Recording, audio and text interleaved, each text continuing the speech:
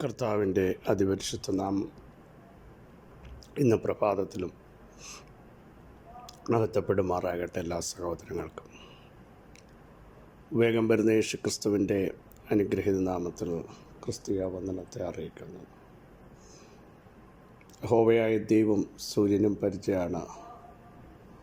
നേരോടെ നടക്കുന്നവർക്ക് അവിടുന്ന് ഒരു നന്മയ്ക്കും മുടക്കം വരുത്തത്തില്ല.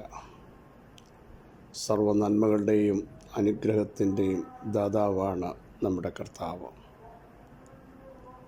ഉന്നതനാണ്, ഉയർന്നിരിക്കുന്നവനാണ് നമ്മുടെ കർത്താവ്. ശാശ്വതവാസിയാണ്, സകലത്തെയും കാൽ കീഴാക്കിയവനാണ്, സകലത്തിൻ്റെയും ലാക്കും കാരണഭൂതനുമാണ്. സർവശക്തനാണ് അവിടുന്ന്, സാധ്യമാക്കുന്നവനാണ്, സ്വാന്തനിപ്പിക്കുന്ന ഒരു കർത്താവാണ് നമ്മുടെ ദൈവം. സഹായമില്ലാതെ അലയുന്നവരെ സഹായിക്കുന്നവൻ, സാഹചര്യങ്ങൾ എതിരാകുമ്പോൾ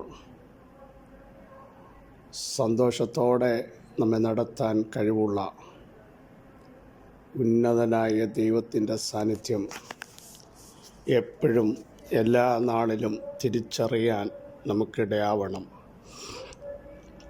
ഒരമ്മ തൻ്റെ കുഞ്ഞിനെ മറന്നാലും ഞാൻ നിന്നെ മറക്കുകയില്ല, ഞാൻ നിന്നെ എൻ്റെ ഉള്ളം കൈയിൽ വരച്ചിരിക്കുന്നു എന്ന് പറഞ്ഞ ദൈവസാന്നിധ്യം വെളിപ്പെട്ടു വരുന്ന നിമിഷങ്ങൾ എപ്പോഴും തിരിച്ചറിയണം. ആരിലും നമ്മുടെ ഭാരങ്ങളെ അറിയുന്ന ഉന്നതനായൊരു ദൈവം ഇന്നും എന്നും എന്നും എന്നും നമ്മുടെ കൂടെയുണ്ട്.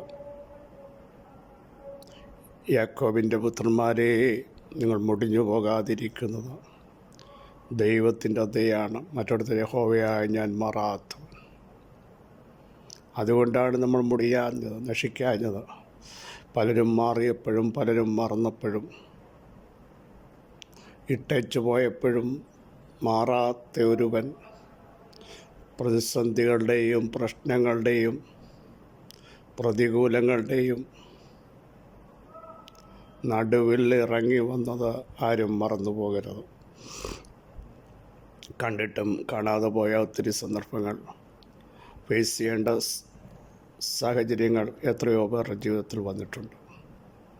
അവിടെയൊക്കെയും ഇവിടെയും കാണുന്ന ഒരുവനുണ്ട് എന്ന് പറയത്തക്ക രീതിയിൽ അനേകാനുഭവങ്ങളിലൂടെ കഴിഞ്ഞ നാളുകളിൽ ദൈവം നടത്തിയതോർത്ത് നന്ദി നിറഞ്ഞ ഹൃദയത്തോടെ നമുക്ക് സ്തോത്രം ചെയ്യാം.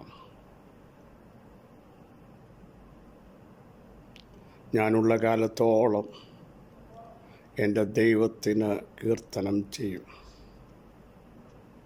നമ്മുടെ ദൈവം ഉന്നതനായ ദൈവമാണ്. ആരംഭത്തിങ്കിൽ തന്നെ അവസാനം അറിയാവുന്നത് നമ്മുടെ കർത്താവിന് മാത്രമാണ്. നാം ഉരുവാകുന്നതിന് മുമ്പ് നമ്മെ അറിഞ്ഞ, നമ്മെ വിശുദ്ധീകരിച്ച, നമ്മെ നടത്തിയ ദൈവത്തിന് കൊടാനുകോടി സ്തോത്രം ചെയ്യാം.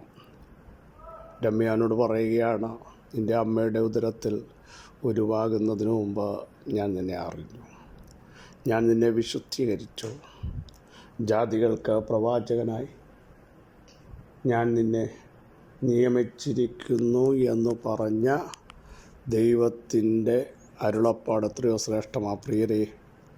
അങ്ങനെയെങ്കിൽ നമ്മുടെ നാളുകൾ അതിനെയൊക്കെ ഓർത്ത് നമ്മൾ എന്തിനാണ് നിരാശപ്പെടുന്നത്? നാം ഉണ്ടാകുന്നതിന് മുമ്പ് നമ്മളെ അറിയുന്ന, നമ്മുടെ വിഷയങ്ങളെ അറിയുന്ന, നമ്മുടെ തലമുറകളെ അറിയുന്ന സർവശക്തനായ ദൈവത്തിൻ്റെ കരം ഇന്ന് പ്രഭാതത്തിലും നീട്ടിക്കൊണ്ടിരിക്കുന്നു. അവിടുന്ന് നീട്ടിയ കരം ആർക്കും തിരിച്ചു മടക്കാൻ പറ്റുന്നതല്ല. ദൈവത്തിൻ്റെ കൈ നീട്ടിയിരിക്കുന്നു, അത് മടക്കുന്നവരാര്? ദൈവം നിർണയിച്ചിരിക്കുന്നു. അത് ദുർബലമാക്കുന്നതാര്? ദൈവത്തിൻ്റെ ആലോചനയെ ദുർബലമാക്കുവാൻ, ഇല്ലാതാക്കുവാൻ ഒരു ശക്തിക്കും സാധ്യമല്ല. ധൈര്യത്തോടെ ഇന്ന് പകൽ നമുക്ക് പറയാം, എൻ്റെ നീതിമാൻ വിശ്വാസത്താൽ ജീവിക്കുമെന്ന്. എത്ര പേർക്ക് പ്രഖ്യാപനം ചെയ്യാൻ കഴിയും? ഓരോ ദിവസവും ആ ഒരു പ്രഖ്യാപനം ഉണ്ടാകണം. വിശ്വാസത്താൽ ജീവിക്കും. വിശ്വാസത്തിൻ്റെ നായകനും പൂർത്തി വരുത്തുന്നവനുമായ കർത്താവിനെയാണ് ഞങ്ങൾ ശ്രദ്ധിച്ചു നോക്കുന്നതെന്ന് ശക്തമായൊരു പ്രഖ്യാപനം നമ്മുടെ ജീവിതത്തിൽ എപ്പോഴും ഉണ്ടാകാൻ പരിശുദ്ധാത്മാവിടയാക്കട്ടെ എന്ന് പ്രാർത്ഥിക്കുന്നു. യെശയ്യാപ്രവചനം 12:4 വാക്യം. അന്നാളിൽ നിങ്ങൾ പറയുന്നത്, യഹോവയ്ക്ക് സ്തോത്രം ചെയ്യുവീൻ, അവൻ്റെ നാമത്തെ വിളിച്ചപേക്ഷിപ്പീൻ, ജാതികളുടെ ഇടയിൽ അവൻ്റെ പ്രവൃത്തികളെ അറിയിപ്പീൻ, അവൻ്റെ നാമം ഉന്നതമായിരിക്കുന്നു എന്ന് പ്രസ്താവിപ്പീൻ.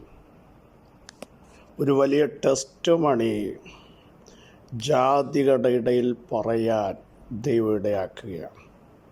126-ാം സങ്കീർത്തനത്തിൽ വായിക്കുന്നു, യഹോവ സിയോൻ്റെ പ്രവാസികളെ മടക്കി വരുത്തും. ഞങ്ങൾ സ്വപ്നം കാണുന്നിട്ട് യഹോവ ഞങ്ങളിൽ വൻ കാര്യങ്ങളെ ചെയ്തു എന്ന് ജാതികളുടെ ഇടയിൽ പോലും ചർച്ച ചെയ്യത്തക്ക രീതിയിൽ ഇനിയും മടങ്ങി വരത്തില്ല, പൊങ്ങി വരത്തില്ല, തീർന്നു.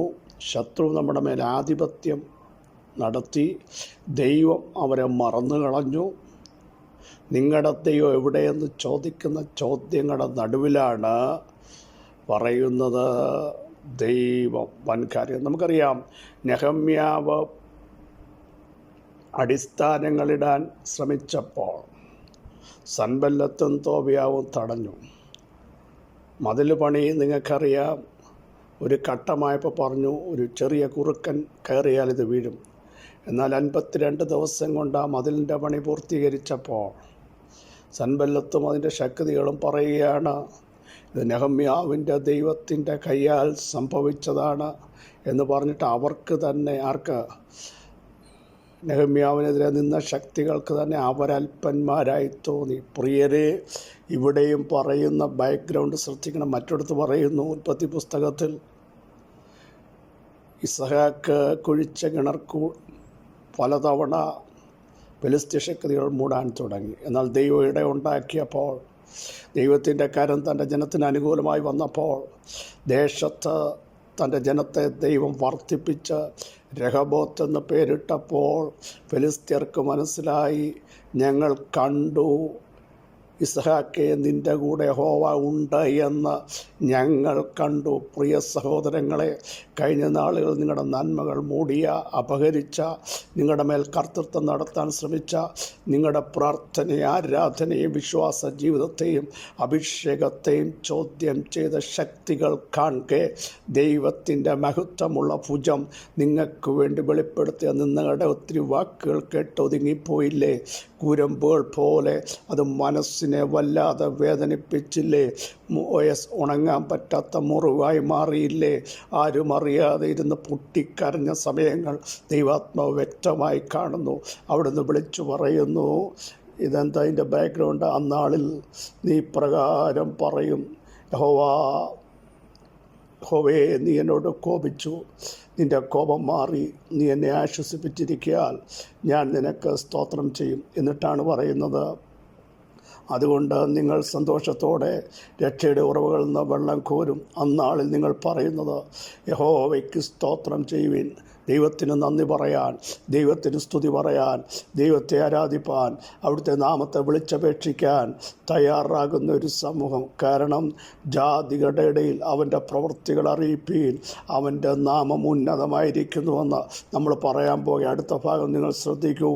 യഹോവ ശ്രേഷ്ഠമായത് ചെയ്തിരിക്കുന്നു. പ്രിയരെ, കഴിഞ്ഞ നാളുകളിൽ നശിപ്പിക്കപ്പെട്ടത്, ഒതുക്കപ്പെട്ടത്, വേദനിക്കപ്പെട്ടത്, അടയപ്പെട്ടതിൻ്റെ നടുവിൽ ശ്രേഷ്ഠകരമായി ചെയ്ത ഒരു ദൈവമുണ്ട്. അവിടുത്തെ പ്രവർത്തികളെ വർണ്ണിക്കാൻ അത് ലോകമെങ്ങും പ്രസിദ്ധമാകത്തക്ക രീതിയിൽ നിന്നെ നിന്ദിച്ച്, അപമാനിച്ച്, ആക്ഷേപിച്ച് മാറ്റി നിർത്തിയവർ കാണെ ദൈവം നിങ്ങൾക്ക് വേണ്ടി തുറക്കുന്ന ശ്രേഷ്ഠകരമായ പ്രവർത്തികൾ മറ്റുള്ളവർ കാണും. വിശ്വസിക്ക്. നിൻ്റെ കണ്ണുനീർ മറ്റാർക്കും അതിൻ്റെ ആഴം മനസ്സിലായില്ല. പക്ഷേ തുരുത്തിയിലാക്കി വെച്ച ഒരുവനുണ്ട്. അവിടുത്തെ സാന്നിധ്യം ഇന്ന് പകൽ വെളിപ്പെടുകയാണ്. വിശ്വസിക്കുന്നവർ സ്തോത്രം ചെയ്ത് ദൈവത്തെ സ്തുതിച്ചാട്ട്. സർവശക്തിയുള്ള ദൈവമേ, സ്വർഗീയ പിതാവേ, ഞങ്ങളെ കേൾപ്പിച്ച ശ്രേഷ്ഠയാലോചനയ്ക്കായി സ്തോത്രം. ഞങ്ങളുടെ ആത്മാവ് ഞങ്ങളെ ടച്ച് ചെയ്യുന്നതിന് സ്തോത്രം. ഞങ്ങളുടെ പ്രവൃത്തി വെളിപ്പെടുത്തുന്നതിന് സ്തോത്രം ചെയ്യുന്നു. നിന്ദിക്കപ്പെട്ട് അപമാനിക്കപ്പെട്ട് തകർക്കപ്പെട്ട ഇടത്ത് തന്നെ ദൈവത്തിൻ്റെ മഹത്വമുള്ള ഭുജം ഞങ്ങൾക്ക് വേണ്ടി പരിശുദ്ധാത്മാവ് വെളിപ്പെടുത്തി ആദരിക്കുന്നതിനായി സ്തോത്രം. അന്ധകാരം മണ്ഡലങ്ങളുടെ മേൽ ദൈവം ഞങ്ങൾക്ക് ജയം നൽകുമ്പോൾ, ഞങ്ങൾ ആത്മാവിൽ ശക്തരാകുമ്പോൾ, ദുഷ്ടസിംഹാസനങ്ങളുടെ മേൽ ഞങ്ങൾക്ക് കർത്താവെ അധികാരം നൽകുമ്പോൾ, ഒരു ദുഷ്ടശക്തികൾക്കും ഞങ്ങളെ വീണ്ടും ചോദ്യം ചെയ്യാനിടയാവാതെ വണ്ണം അവരുടെ വായ കൊണ്ട് തന്നെ ഞങ്ങൾ വൻ കാര്യങ്ങളെ ചെയ്തു എന്ന് വിളിച്ചു പറയത്തക്ക രീതിയിൽ ഞങ്ങളെ കർത്താവെ ശക്തീകരിക്കുന്നതിന് സ്തോത്രം ചെയ്യുന്നു. ഹല്ലേലൂയ. ഞങ്ങളെ ബലപ്പെടുത്തുന്നതിന് സ്തോത്രം. ഞങ്ങൾക്ക് വേണ്ടി ചില അടയാളങ്ങൾ ചെയ്തിരിക്കുക സ്തോത്രം. അവിടെ മഹത്വമുള്ള ഭുജം വെളിപ്പെടുത്തി ഞങ്ങളെ ആദരിക്കുന്നതിന് സ്തോത്രം ചെയ്യുന്നു. കൃപ വ്യാപരിക്കണം. ദൈവാത്മാവിൻ്റെ വലിയ ഇടപെടൽ നസറേയേശുവിൻ്റെ നാമത്തിൽ വെളിപ്പെടുത്തി ആദരിക്കാൻ പ്രാർത്ഥിക്കുന്നു. എല്ലാ കുടുംബങ്ങളെയും ഞങ്ങൾ അനുഗ്രഹിക്കുന്നു. തലമുറകൾ വിടുവിക്കപ്പെട്ട അടഞ്ഞ വാതിൽ തുറക്കട്ടെ. സൗഖ്യവും ദൈവിക സമാധാനവും വരട്ടെ. സ്വസ്ഥത വരട്ടെ. നഷ്ടപ്പെട്ട ആത്മീക ബന്ധങ്ങൾ കർത്താവ് മടങ്ങി വരട്ടെ. യേശുവിൻ്റെ നാമത്തിൽ പ്രാർത്ഥനയുടെ ആത്മാവ് ജനത്തിന് കൊടുക്കാൻ പ്രാർത്ഥിക്കുന്നു. സകല മഹത്വം അങ്ങേക്ക് യേശുവിൻ നാമത്തിൽ തന്നെ. ആമേൻ, ആമേൻ. അന്നാളിൽ പറയേണ്ടത്, എൻ്റെ ദൈവം എനിക്ക് വേണ്ടി പ്രവർത്തിച്ചു, എൻ്റെ ദൈവം എനിക്ക് വേണ്ടി തുറന്നു, എൻ്റെ ദൈവം എന്നെ സൗഖ്യമാക്കി, അവിടുത്തെ കരം ഞങ്ങളോട് കൂടെ ഉണ്ടായിരുന്നു. ഇങ്ങനെ പറഞ്ഞ് ദൈവത്തെ സ്തുതിക്കാൻ അവിടുന്ന് വൻ കാര്യങ്ങൾ ചെയ്തുകൊണ്ടിരിക്കുന്നു. ഇന്ന് പകലും വിശ്വസിക്കൂ. ഈ വചനങ്ങളാൽ അവിടെ നിങ്ങളെ സഹായിക്കട്ടെ. ക്രിസ്തയേശുവിൽ നിങ്ങളുടെ സഹോദരൻ പാസ്റ്റർ ബിജു മാത്യു.